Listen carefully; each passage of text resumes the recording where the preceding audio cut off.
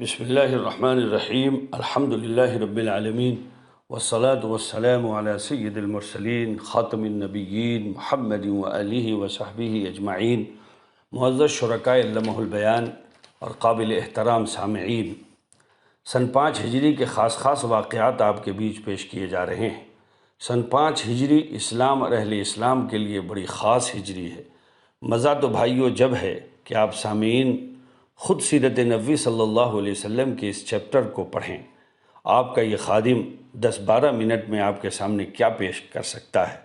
بہرحال بھائیو، آج کا یہ سبق پیش خدمت ہے اور موضوع ہے غزوہ خندق یا غزوہ احزاب۔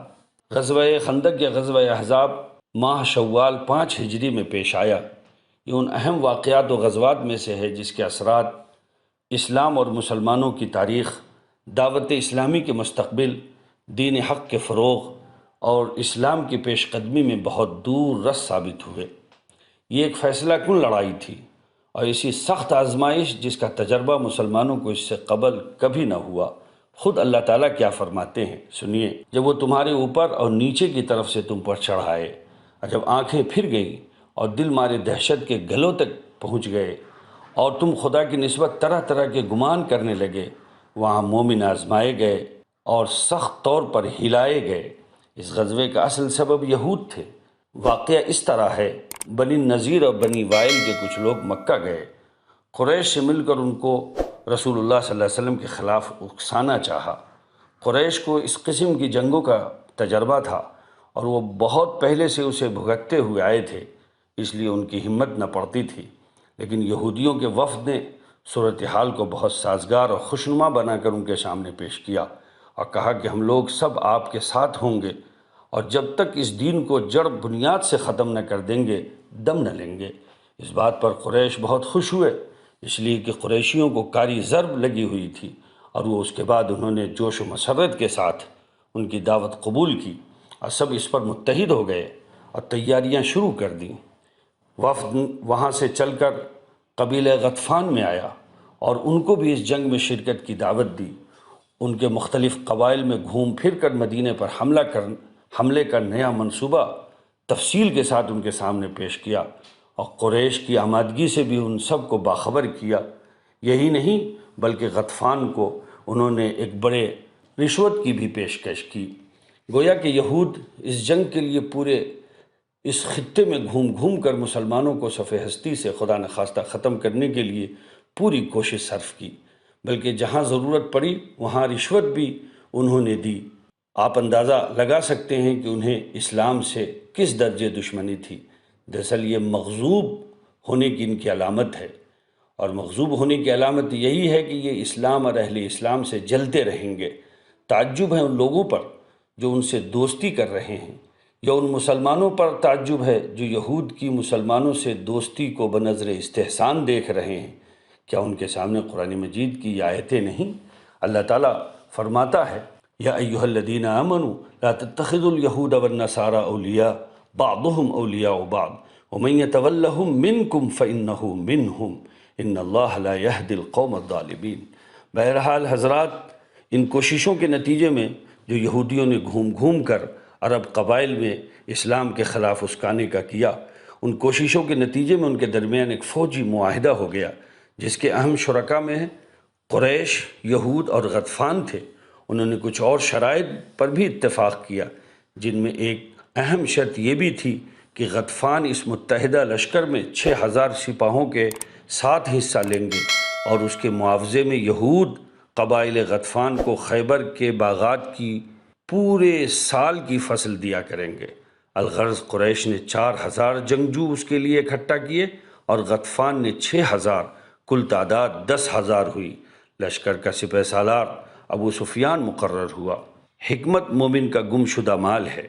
جب رسول اللہ صلی اللہ علیہ وسلم کو اس کی اطلاع ملی کہ یہ لوگ اس طرح متحد ہو کر مدینے پر حملہ کرنا چاہتے ہیں اور اس کا عزم کر چکے ہیں کہ مسلمانوں کے وجود کو ہمیشہ کے لیے ختم کر دیں، تو مسلمانوں نے بہت سنجیدگی کے ساتھ اس کا نوٹس لیا اور جنگ کے لیے تیار ہو گئے۔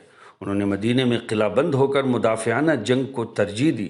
لشکر اسلام اس وقت 3000 مجاہدین پر مشتمل تھا۔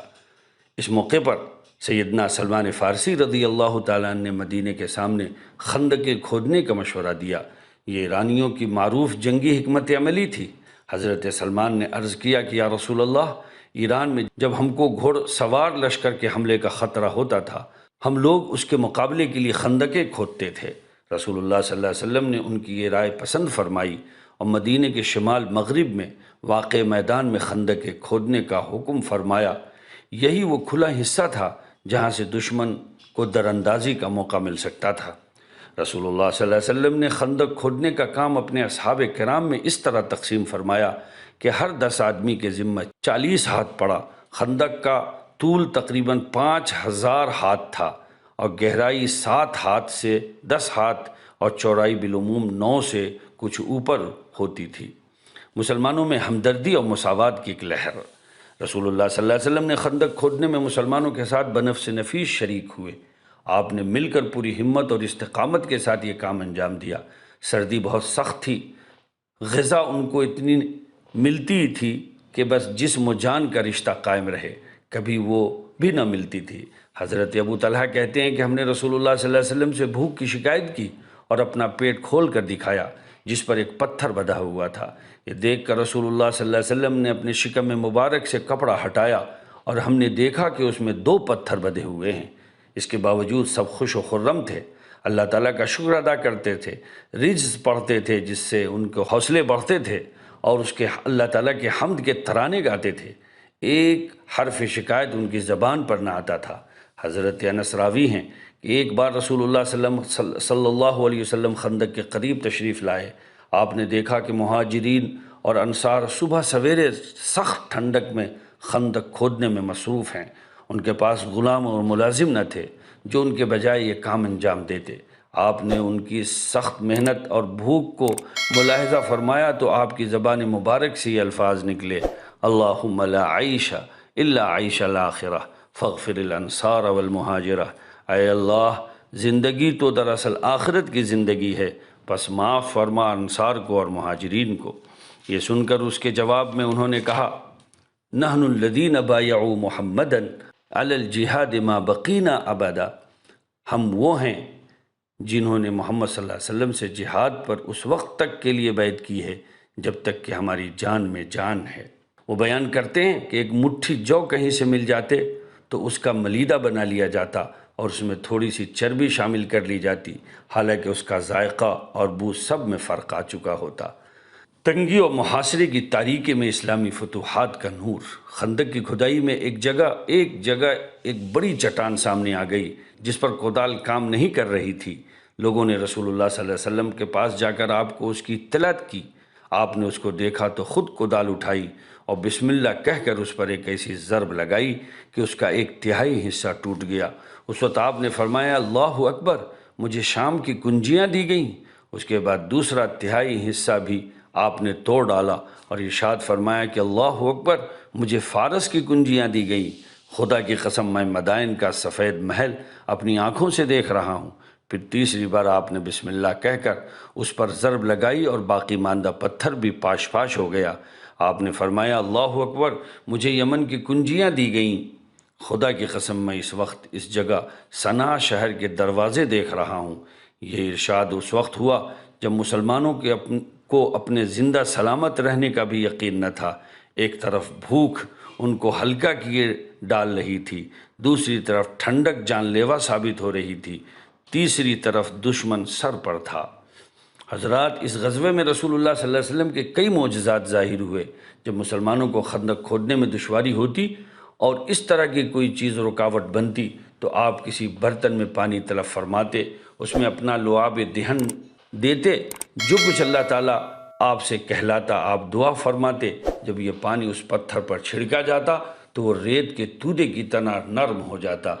کھانے میں ایسی کھلی برکت ہوتی کہ تھوڑا سا کھانا بہت بڑی تعداد کے لیے کافی ہو جاتا، اور نہ صرف یہ کہ کافی ہوتا بلکہ پورا لشکر سیر ہو جاتا۔ حضرات، انشاءاللہ غزوہ خندق چونکہ اسلام میں ایک بڑی عظیم جنگ ہوئی ہے اور اس سے اللہ تبارک و تعالیٰ نے اہل اسلام کو بہت غلبہ عطا فرمایا ہے، اور قیامت تک کے لیے اسلام اور اہل اسلام کا ایک رعب اسلام دشمنوں پر اللہ نے طاری فرما دیا ہے۔